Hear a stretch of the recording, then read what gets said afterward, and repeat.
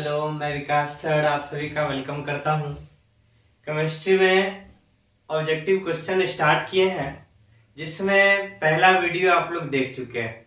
तो केमिस्ट्री में chapter wise objective हम लोग का चल रहा है। तो आज जो है हम लोग केमिस्ट्री में जो सॉलिड स्टेट चैप्टर है, इस सॉलिड स्टेट का ऑब्जेक्टिव क्वेश्चन का पार्ट सेकेंड हम लोग देखेंगे।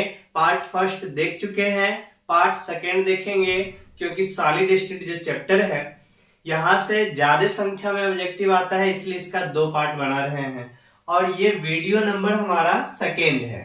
तो स्टार्ट करते हैं इसको। आज के वीडियो में हम लोग 35 ऑब्जेक्टिव क्वेश्चन का रिवीजन करेंगे, जो बोर्ड एग्जाम की दृष्टिकोण से काफी महत्वपूर्ण है।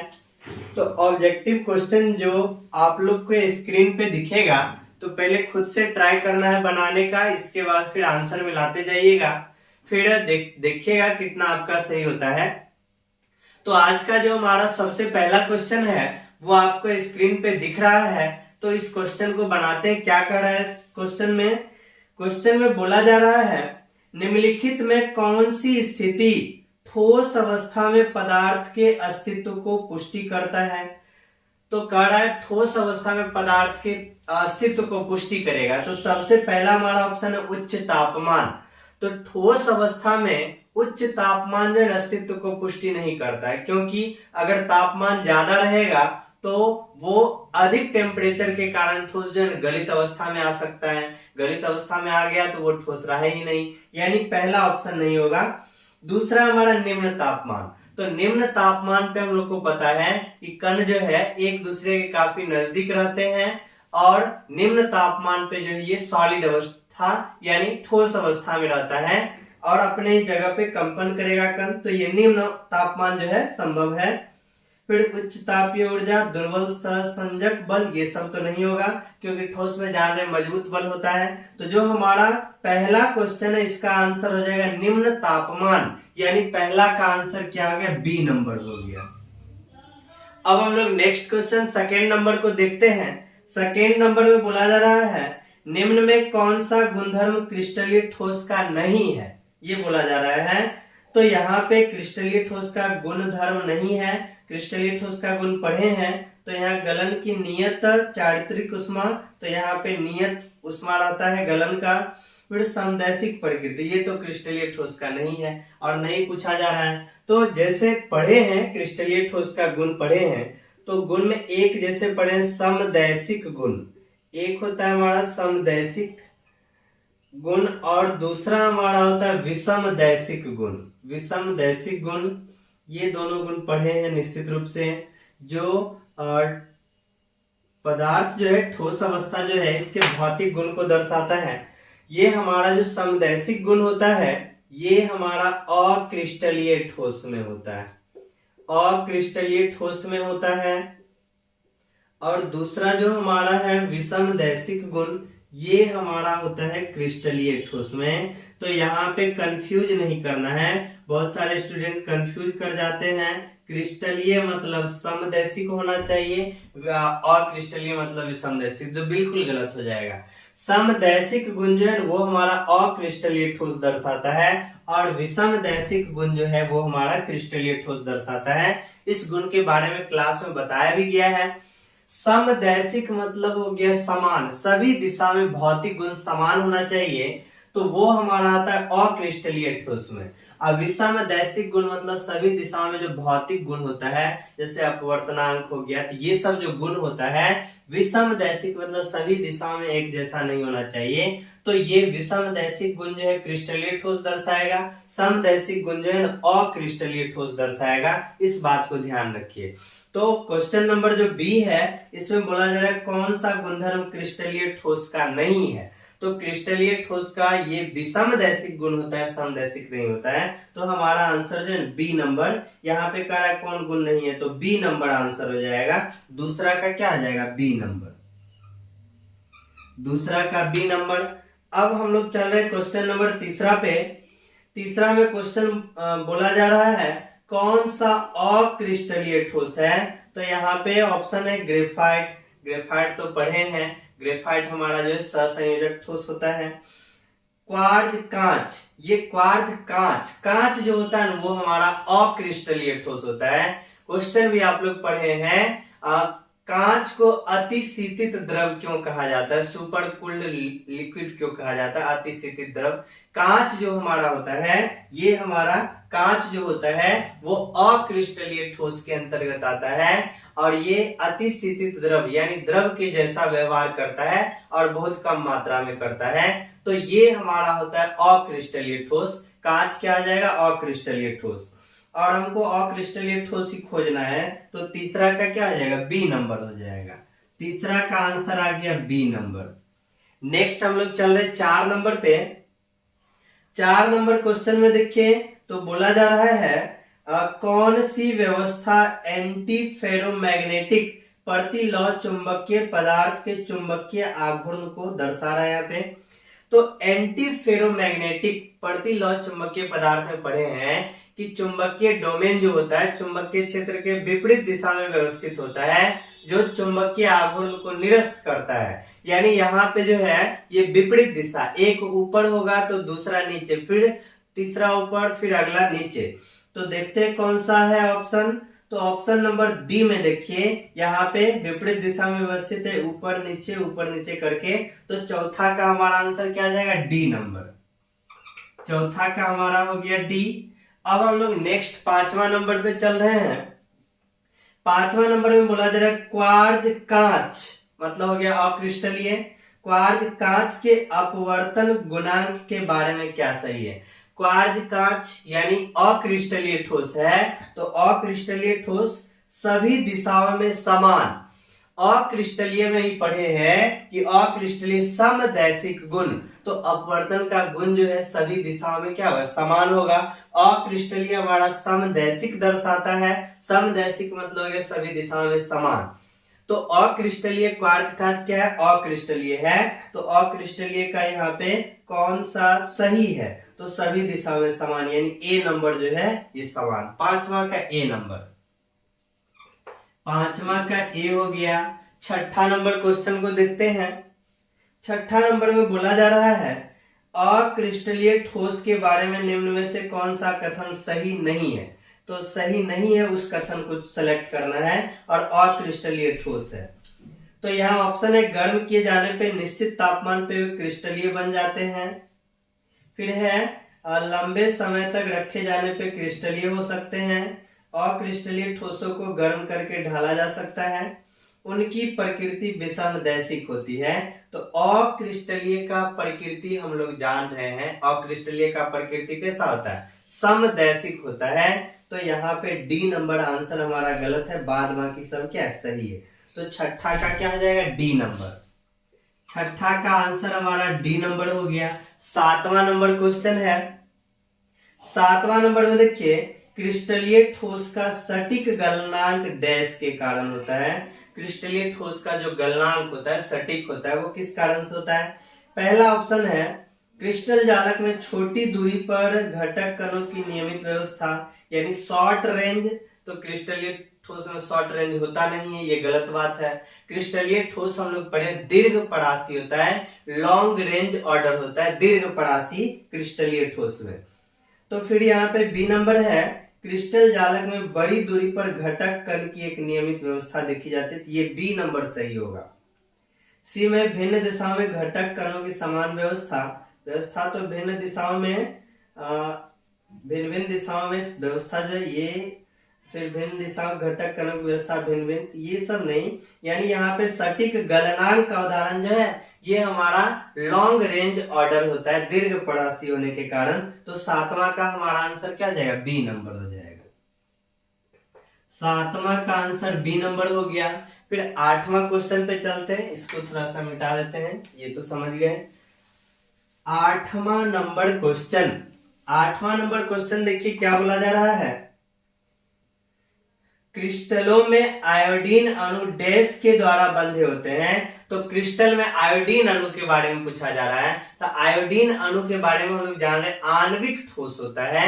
आयोडीन अणु कैसा है, आणविक ठोस, यानी अध्रुवीय होता है। तो यहाँ पे इसका जो किसके द्वारा बंधा होता है, तो लंदन बलों द्वारा बंधा होगा। यहाँ पे ऑप्शन नंबर ए। बी में द्विध्रुव अन्योन्य क्रिया, ये तो होगा नहीं। फिर सहसंयोजी आबंध, ये भी नहीं आएगा क्योंकि इसमें इसके अंतर्गत ग्रेफाइट, हीरा ये सब आ जाता है। फिर हमारा है कुलंबिक बल। कुलंब बल भी जान रहे कि आवेश के बीच काम कर रहा है। तो यहाँ पे 8वां का जो हो जाएगा ए नंबर हो जाएगा।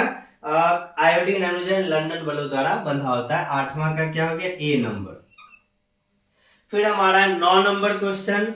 9 नंबर में बोला जा रहा है निम्न में से कौन सा नेटवर्क ठोस है। नेटवर्क मतलब हो गया यहाँ पे सहसंयोजक ठोस होना।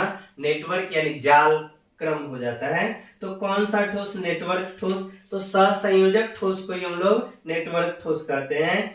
तो SO2 तो होगा नहीं, I2 भी नहीं होगा। यहाँ हीरा, हीरा में पढ़े, हीरा जो होता है, हीरा ग्रेफाइट ये सब हमारा सहसंयोजक ठोस होता है। तो आंसर हमारा क्या हो जाएगा, सी नंबर। 9 का क्या हो गया, सी नंबर हो गया। 9 का क्या हो गया, सी नंबर। फिर अब हम लोग चल रहे 10 नंबर पे। 10 नंबर क्वेश्चन में बोला जा रहा है निम्न में से कौन सा ठोस विद्युत का सुचालक नहीं है। विद्युत का सुचालक नहीं पूछा जा रहा है। तो मैग्नीशियम, ये तो हमारा धातु है, विद्युत का सुचालक है। TiO टाइटेनियम ऑक्साइड जो है ये भी हमारा विद्युत का सुचालक है। यहाँ पे I2 आयोडीन, ये हमारा विद्युत का सुचालक नहीं। फिर इसके बाद H2O यानी जल। जल के बारे में भी ध्यान रखिए, जल जिस समय शुद्ध अवस्था में होता है उस समय ये विद्युत का सुचालक नहीं होता है। अशुद्ध जल जो होता है, हम लोग जो पानी देख रहे हैं, ये सब में करंट जो आ जाता है, ये सब हमारा अशुद्ध जल है। इस कारण से मतलब इस सब में जो आयन में टूट जाता है, H2O जो है आयन में टूट गया, तो ये सब हमारा करंट आता है। लेकिन अगर जल आयन में नहीं टूटेगा तो वहां पे उसमें करंट जो है नहीं आएगा। यानी जो हमारा H2 है सॉलिड अवस्था में, फिर इसमें जो है ये हमारा विद्युत का सुचालक नहीं होता है। फिर I2 तीसरा और चौथा जो है वो विद्युत का सुचालक नहीं है। तो देखिए कौन सा ऑप्शन सी नंबर में दिख रहा है, तीसरा एवं चौथा। तो 10 का क्या आंसर आ गया, सी नंबर आ गया, 10 का सी। नेक्स्ट हम लोग 11 नंबर पे चल रहे हैं। 11 नंबर में क्या है, निम्न में कौन आयनिक ठोस का गुणधर्म नहीं है। आयनिक ठोस का गुण नहीं है ये पूछा जा रहा है। आयनिक ठोस पहला है गलित अवस्था में विद्युतीय चालकता अत्यंत निम्न मान, ये यहाँ पे गुणधर्म गलत हो सकता है क्योंकि आयनिक ठोस में पढ़े हैं कि आयनिक ठोस जो होता है वो द्रवित अथवा गलित अवस्था में विद्युत का सुचालक होता है और बहुत अच्छे से विद्युत का चालन करता है। और जब ये ठोस अवस्था में रहता है तो उस समय विद्युत का कुचालक, लेकिन द्रवित या गलित अवस्था में विद्युत का सुचालक होता है और अच्छा सुचालक होता है। तो यहाँ पे ये गुणधर्म जो है गलत यहाँ पे लिखा है। भंगुर प्रकृति, ठोस है तो भंगुर दर्शाता है और ठोस है तो अत्यंत प्रबल बल भी होगा। और ये हमारा आयनिक ठोस है तो जो भी ठोस है सब जो है हमारा विषमदैशिक गुण दर्शाता है। तो ये सब हमारा सही है। इसमें कार्य कौन सा गुणधर्म नहीं है, तो ए नंबर यहाँ पे गलत है। तो 11 का क्या आ जाएगा, ए नंबर हो जाएगा। अब हम लोग चल रहे हैं नेक्स्ट 12 नंबर पे। 12 नंबर क्वेश्चन में देखिए डैश की उपस्थिति के कारण ग्रेफाइट विद्युत का सुचालक होता है। मतलब किसके उपस्थिति के कारण जो है ग्रेफाइट विद्युत का सुचालक होगा ये बताना है। इलेक्ट्रॉन का एकल युग्म, ये तो नहीं हो सकता है। मुक्त सहसंयोजी इलेक्ट्रॉन, यहाँ पे ग्रेफाइट के विद्युत सुचालक होने का कारण मुक्त सहसंयोजी इलेक्ट्रॉन होता है। ग्रेफाइट में हम लोग जान रहे हैं ग्रेफाइट का जो संरचना होता है इसमें एक कार्बन परमाणु जो है अपने पड़ोस के 3 कार्बन परमाणु से जुड़ा होता है और इसका चौथा जो सहसंयोजी बंधन होता है वो यहाँ पे खाली होता है जो अन्य किसी के साथ जुड़ सकता है। तो यहाँ पे ये सहसंयोजी इलेक्ट्रॉन के कारण ही सुचालकता दर्शाता है। तो 12 का क्या हो जाएगा, बी नंबर हो जाएगा। तो 12 का आंसर क्या हो गया, बी नंबर हो गया। नेक्स्ट हमारा है 13 नंबर। 13 नंबर में कहा जा रहा है कौन सा ऑक्साइड तापमान के आधार पर चालक या विद्युत रोधी के रूप में व्यवहार करता है। तो यहाँ पे इसका आंसर आपको याद रखना पड़ेगा। 13 जो आंसर है इसका सी नंबर हो जाएगा, TiO3। ये जो है TiO3 सी नंबर। 13 का क्या हो गया, सी नंबर हो गया। कुछ क्वेश्चन जो है जिसका आंसर आप लोग को याद ही रखना पड़ेगा। फिर हम लोग चल रहे 14 नंबर क्वेश्चन पे। 14 में बोला जा रहा है कौन सा ऑक्साइड धातुओं की भांति विद्युत गुणों को दर्शाता है। तो धातु की भांति विद्युत गुणों को दर्शाने वाला डी नंबर हो जाएगा CrO2। CrO2 यानी 14 का क्या आ जाएगा, डी नंबर हो जाएगा। CrO2 14 का डी नंबर। फिर हमारा नेक्स्ट क्वेश्चन है 15 नंबर। 15 में देखिए किसी शुद्ध क्रिस्टल के जालक स्थान को डैश के द्वारा नहीं घेरा जा सकता है। तो शुद्ध क्रिस्टल के जालक को ऑप्शन ए है अणु, बी है आयन, सी है इलेक्ट्रॉन, डी है परमाणु। तो इलेक्ट्रॉन के द्वारा जो है ना घेरा नहीं जा सकता है। तो यहाँ पे आंसर 15 का क्या आ जाएगा, सी नंबर। 15 का हमारा हो गया सी। नेक्स्ट हमारा है 16 नंबर। 16 नंबर क्वेश्चन देखिए, ग्रेफाइट को डैश के रूप में वर्गीकृत नहीं किया जा सकता है। ग्रेफाइट को चालक ठोस, ग्रेफाइट तो विद्युत का चालक है, यहाँ पे हो सकता है। शॉटकी दोष, तो यहाँ पे ये भी हो सकता है। रिक्ति दोष, धातु न्यूनता दोष में जो है ना वर्गीकृत नहीं किया जा सकता है, क्योंकि धातु न्यूनता दोष जो है ना धातु में होता है खास करके। तो यहाँ पे 16 का क्या आ जाएगा, डी नंबर हो जाएगा। 16 का डी। नेक्स्ट क्वेश्चन हमारा है 17 नंबर। 17 में बोला जा रहा है अंतराकाशीय स्थानों में धनायन डैश में उपस्थित होते हैं। तो अंतराकाशीय स्थान में धनायन पढ़े थे फ्रैंकल दोष। फ्रैंकल दोष पढ़े थे कि फ्रैंकल दोष में क्या होता है, धनायन अपने जालक स्थल को छोड़कर अंतराकाशीय स्थल में चला जाता है। वो हमारा फ्रैंकल दोष था। धनायन जो प्लस वाला था वो अपने जालक बिंदु को छोड़कर अंतराकाशीय स्थल में चला जाता था, तो वो हमारा फ्रैंकल दोष होता था। पढ़े आप लोग। तो यहाँ पे अंतराकाशीय स्थलों में धनायन डैश में उपस्थित हो जाते हैं, तो ये हमारा फ्रैंकल दोष हो जाएगा। 17 का ए नंबर। 17 का ए। 18 नंबर क्वेश्चन। 18 में बोला जा रहा है शॉटकी दोष क्रिस्टलों में तब देखा जाता है। शॉटकी दोष देखिए, फ्रैंकल दोष और शॉटकी दोष काफी इंपॉर्टेंट डिफेक्ट है, इससे क्वेश्चन जो पूछा भी जाता है, इसको ध्यान रखिएगा। फ्रैंकल दोष में क्या होता है, धनायन अपने जालक बिंदु को छोड़कर अंतराकाशीय स्थल में चला जाता है। और शॉटकी नाम से पता चल रहा है शॉर्ट कर जाना, यानी समान संख्या में धनायन तथा ऋणायन अपने जालक स्थल से क्या आ जाते हैं, गायब हो जाते हैं। तो यहाँ पे खोजते हैं ऑप्शन। कुछ धनायन, ये पहला तो गलत है नंबर। बी नंबर में धनायन और ऋणायन की समान संख्या जालक से छूट रही होती है, तो ये हमारा बी नंबर आंसर हो जाएगा। 18 का बी नंबर। नेक्स्ट हम लोग चल रहे हैं 19 नंबर क्वेश्चन पे। 19 में बोला जा रहा है पी प्रकार के अर्धचालकों द्वारा अर्जित आवेश के बारे में कौन सी बात सही है।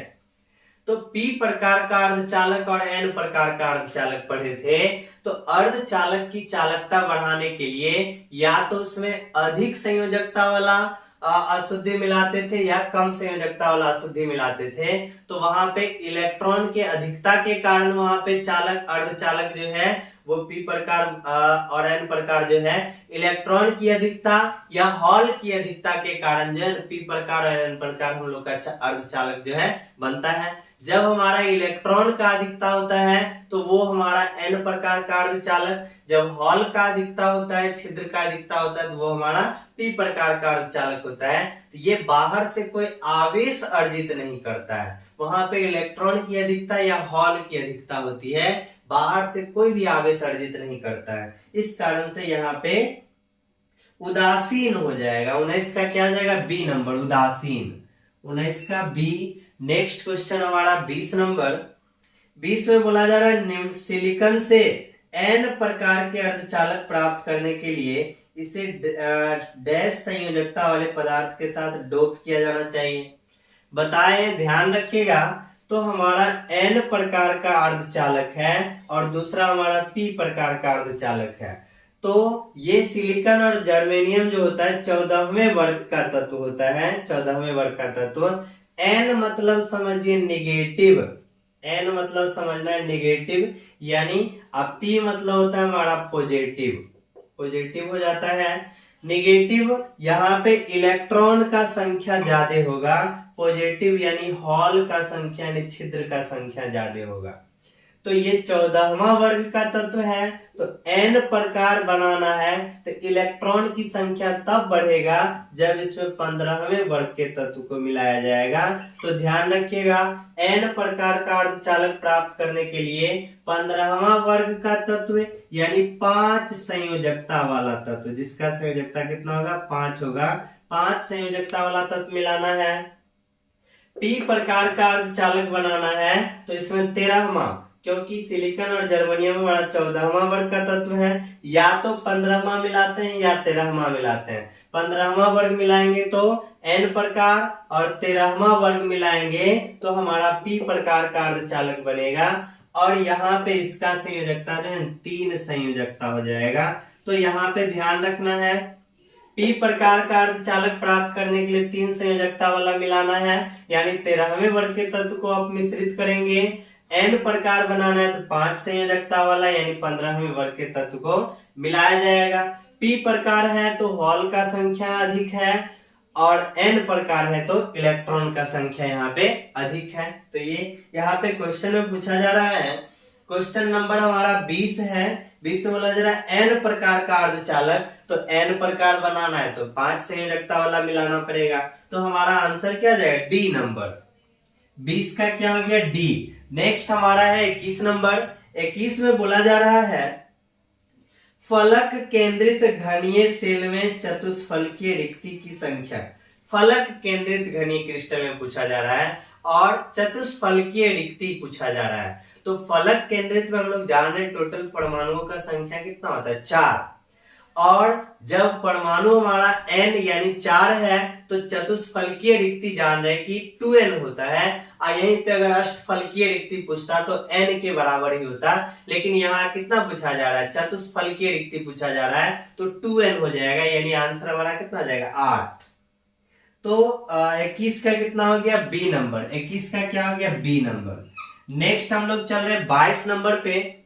22 नंबर क्वेश्चन में है कौन सा बिंदु दोष AgBr क्रिस्टल के द्वारा दर्शाया जाता है। तो ध्यान रखिएगा इस बात को, AgBr जो है शॉर्टकी दोष और फ्रैंकल दोष दोनों का दोष, दोनों डिफेक्ट दर्शाता है। शॉर्टकी और फ्रैंकल दोनों डिफेक्ट AgBr, तो शॉर्टकी और फ्रैंकल दोनों यानी पहला और दूसरा।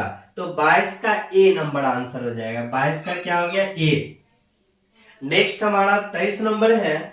23 में बोला जा रहा है किस युग में सर्वाधिक संकुलन क्षमता उपस्थित होता है। तो सर्वाधिक संकुलन क्षमता यानी FCC मतलब HCP और CCP, तो बी नंबर आंसर हो जाएगा। 23 का क्या हो जाएगा, बी नंबर।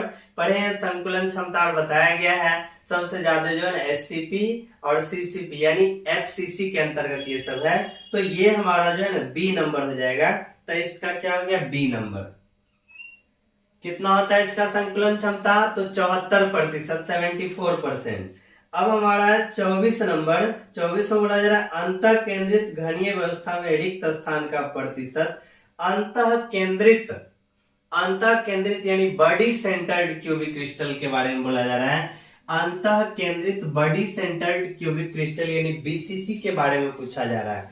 तो यहाँ पे रिक्त प्रतिशत पूछा जा रहा है। तो BCC का संकुलन क्षमता, पैकिंग फ्रैक्शन पढ़े थे कि BCC का कितना होता है, 68% होता है। BCC का संकुलन क्षमता 68%। वॉइड हमसे पूछा जा रहा है, रिक्ति पूछा जा रहा है, तो 100 - 68 यानी 32%। ये सब बहुत अच्छे से पढ़े हैं।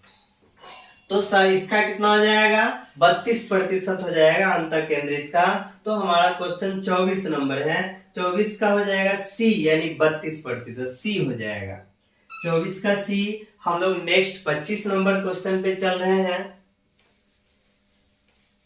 25 नंबर क्वेश्चन क्या है, षटकोणीय निविड संकुलन के बारे में कौन सा कथन सही नहीं है। षटकोणीय यानी हेक्सागोनल क्लोज पैकिंग, षटकोणीय निविड संकुलन के बारे में कौन सा कथन सही नहीं है। षटकोणीय यानी HCP, षटकोणीय क्या हो गया, HCP हेक्सागोनल क्लोज पैकिंग, कौन सा कथन सही नहीं, इसको पूछा जा रहा है। समन्वय संख्या 12 होता है, तो पढ़े हैं HCP और यहाँ पे समन्वय संख्या 12 हो जाएगा। कोऑर्डिनेशन नंबर, संकुलन क्षमता 74%, ये भी सही है। दूसरी परत की चतुष्फलकीय रिक्तियां, ये भी सही है। गलत पूछा जा रहा है, इस व्यवस्था में चौथी परत के गोले पहली परत के ठीक ऊपर से, ये गलत है। डी नंबर 25 का डी हो जाएगा। 25 का क्या हो गया? डी। नेक्स्ट हमारा है 26 नंबर। 26 में देखिए, द्विविमीय वर्ग निविड संकुलित संरचना में समन्वय संख्या। द्विविमीय पूछा जा रहा है, 2 डायमेंशनल। वर्ग निविड है स्क्वायर क्लोज पैकिंग। द्विविमीय में पढ़े थे, यहाँ पे जो गोला रहता है वो इस तरह से द्विविमीय में 2 दिशाओं में सजा रहता है, और यहाँ पे 2 तरह का यहाँ पे हम लोग डायमेंशन बनाते हैं। एक वर्ग, तो वर्ग यहाँ पे अगर इस तरह से सजा दिए हैं तो ये हमारा वर्ग निविड है, और संकुलन, ये समन्वय संख्या जो होता है एक परमाणु से सटे कुल परमाणुओं की संख्या। तो अगर किसी एक परमाणु को हम लोग ले लेते हैं यहाँ पे इसको, तो यहाँ से देखिए कितना परमाणु सटा हुआ है इससे, इस परमाणु से हमारा ये दोनों सटा हुआ है, ये भी सटा हुआ है, ये भी सटा हुआ है, ये भी, इस तरह से 4 को सटा हुआ है। तो इसका समन्वय संख्या कितना आ जाएगा? 4 हो जाएगा। तो यहाँ पे 26 नंबर का क्या हो जाएगा? सी। 26 का हमारा आ गया सी। नेक्स्ट हम लोग चल रहे हैं 27 नंबर पे।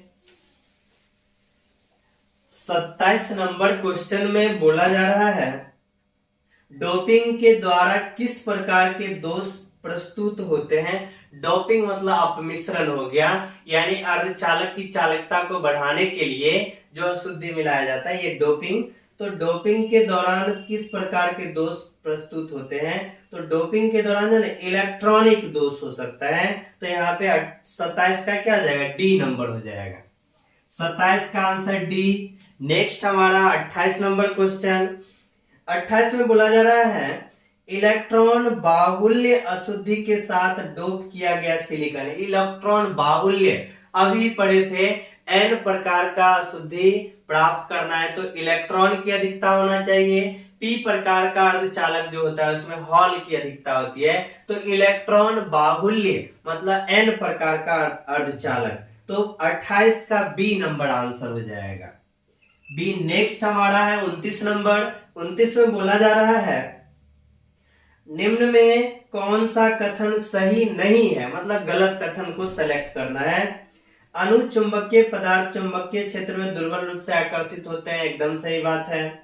लौह चुंबकीय पदार्थ को अस्थायी रूप से चुंबकित नहीं किया जा सकता, यही गलत बात है। लौह चुंबकीय पदार्थ में पढ़े थे, इसको जो है अस्थायी रूप से चुंबकित किया जा सकता है, तो हमारा बी नंबर आंसर हो जाएगा। 29 का क्या हो गया? B number. 30 नंबर क्वेश्चन में देखिए, 30 में बोला जा रहा है, एक लौह चुंबकीय पदार्थ तब अस्थायी चुंबक बन जाता है जब इसे चुंबकीय क्षेत्र में रखा जाता है, क्योंकि सभी डोमेन्स चुंबकीय क्षेत्र की दिशा में विन्यस्त हो जाते हैं। यही हमारा आ जाएगा 30 नंबर का ए। अस्थायी चुंबक तब बनता है जब सभी डोमेन्स जो चुंबकीय क्षेत्र के दिशा में ही विन्यस्त हो जाता है। तो 30 का क्या आ जाएगा? ए नंबर हो जाएगा। 30 का ए हो जाएगा। विपरीत दिशा में विन्यस्त होने पे निरस्त कर देता है, समाप्त कर देता है। तो अस्थायी बनाने के लिए सभी चुंबकीय क्षेत्र के दिशा में विन्यस्त होना चाहिए। 30 हो जाएगा, हो गया। अब 31 नंबर देखें। 31 में कहा जा रहा है, विभिन्न प्रकार की इकाई सेल में संकुलन क्षमता का सही क्रम पूछा जा रहा है। एफसीसी है, बीसीसी है और सरल घनीय है। सरल घनीय मतलब एससीसी, तो यहाँ पे सरल घनीय बोला गया है, जिसको हम लोग बोलते हैं एससीसी। एससीसी में संकुलन क्षमता पढ़े हैं 52.4%। इसके बाद हम लोग एफसीसी, इसमें पढ़े हैं 74%। फिर इसके बाद बीसीसी, बीसीसी में पढ़े हैं 68%। तो सबसे ज्यादा संकुलन क्षमता देख लीजिए एफसीसी का है, इसके बाद हमारा बीसीसी का है, तब जो सरल घनीय। तो सबसे ज्यादा एफसीसी, फिर बीसीसी, तब सरल घनीय। कौन सा ऑप्शन है देख लीजिए, बी नंबर में नजर आ रहा है। सबसे ज्यादा एफसीसी, तब बीसीसी, तब सरल घनीय। तो 31 का हमारा बी नंबर आंसर हो गया। 31 का क्या आ गया? B number. आगे बढ़ते हैं, आज का क्वेश्चन नंबर 32 पे पहुंचे हैं। 32 नंबर देखिए तो क्या है, 32 में बोला जा रहा, निम्न में से किस दोष को विस्थानीकरण दोष के नाम से जाना जाता है? तो विस्थानीकरण दोष फ्रैंकल दोष को ही जाना जाता है, क्योंकि वहीं पे जो धनायन होता है वो अंतराकाशीय स्थल में खिसक जाता है, विस्थापित हो जाता है, इसलिए फ्रैंकल दोष को विस्थापन दोष यानी विस्थापनीकरण दोष के नाम से जाना जाता है। तो 32 नंबर का ए हो जाएगा फ्रैंकल दोष। 32 का क्या हो गया? ए। नेक्स्ट हमारा 33 नंबर क्वेश्चन। 33 में बोला जा रहा है किसी घनीय निविड संकुलन में इकाई सेल में होती है। घनीय निविड संकुलन में क्या होता है? ऑप्शन पढ़िए तो 4 चतुष्फल की रिक्ति जिसमें प्रत्येक 4 सन्निकट इकाई सेल के द्वारा साझा किया जाता है, ये नहीं होगा। इकाई सेल के अंदर 4 चतुष्फल की रिक्ति है, ये भी गलत है। 8 चतुष्फल की रिक्ति जिसमें प्रत्येक 4 सन्निकट इकाई से साझा, ये भी नहीं। इकाई सेल के अंदर 8 चतुष्फल की रिक्तियां होती है। चतुष्फलकीय रिक्तियां की संख्या कितना हो जाएगा? 8 हो जाएगा, यानी चतुष्फलकीय रिक्तियां 21 होता है, तो यहाँ पे हमारा 8 हो जाएगा। तो डी नंबर आंसर। यहाँ पे 33 का क्या हो गया? डी। नेक्स्ट हमारा 34 नंबर।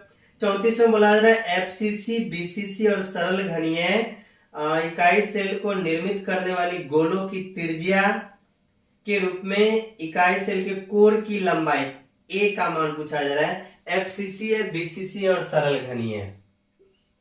एफसीसी है, बीसीसी है और इसके बाद हमारा सरल घनीय है।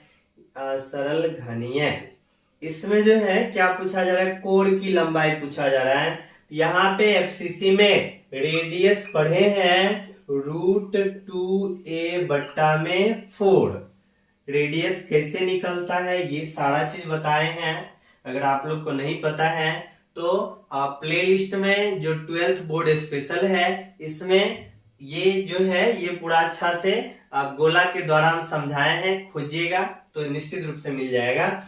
तो यहाँ पे ए निकालना है। ए बराबर यहाँ पे देखिए क्या आ जाएगा? 4r/√2। अब यहाँ पे नीचे भी √2 ऊपर भी √2, तो √2 गुना √2 यहाँ पे कर ही देते हैं।